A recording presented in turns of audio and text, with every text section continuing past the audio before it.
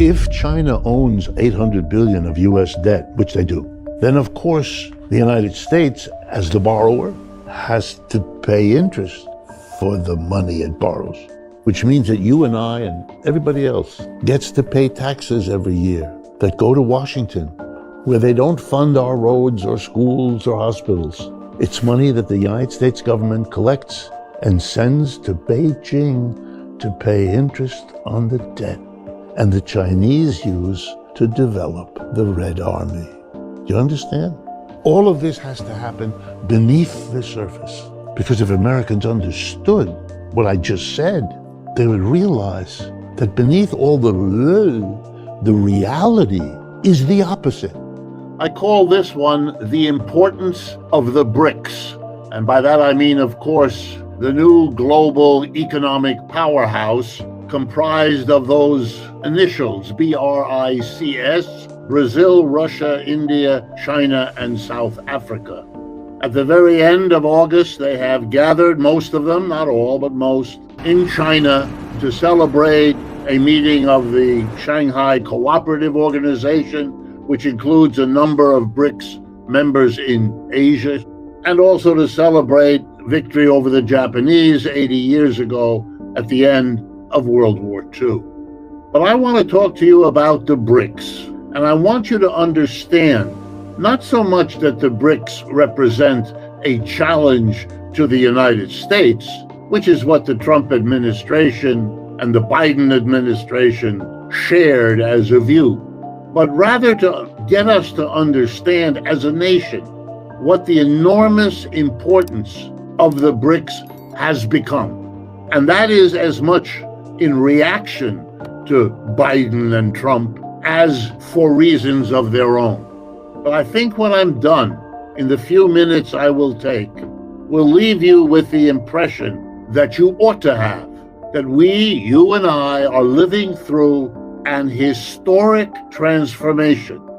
One economic powerhouse, the center of economic growth and wealth and prosperity, is giving way to another.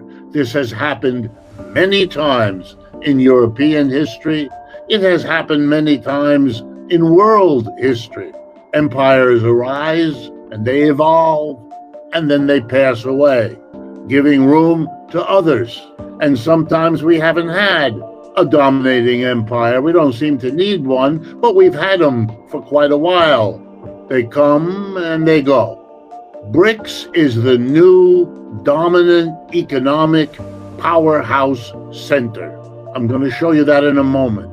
The United States and its major allies, the so-called G7, that include beyond the United States, Japan, Canada, Britain, France, Italy, and Germany.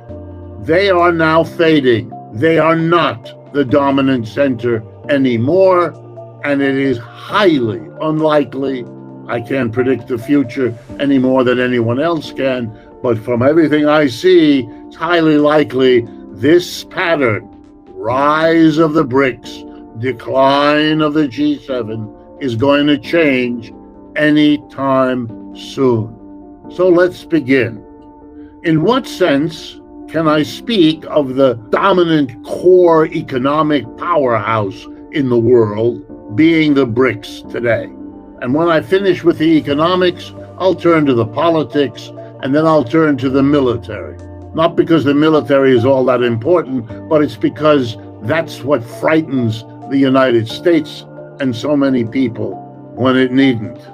Here we go. The simplest broad measure of economic bigness, economic power, economic strength is something called the GDP, the gross domestic product, the total value of goods and services produced in a year in a country. The United Nations and many others keep track of the GDP year in and year out of all countries. So we know, for example, what the GDP of the United States is, and we know what the GDP of China is. We likewise know, because we can add them up, what the GDP is of the United States and the 6 allies that make up the G7, And we know what the GDP is of China and its allies, namely now the BRICS. These numbers scream a simple message if you dare listen. If you add up the GDP of the United States and its 6 major allies, the so-called G7, it works out to about 29% of the total output of our planet is accomplished by those 7 countries. We have 195 countries in the world, but those 7 alone do 28% of the world's output. What about China and the BRICS?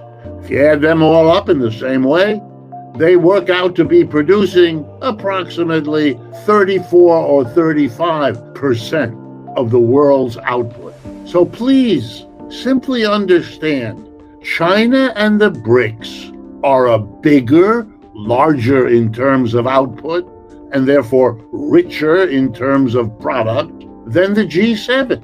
That's been true since the year 2020, and the gap between them gets larger each year since 2020, including 2024 and 2025, as I speak to you.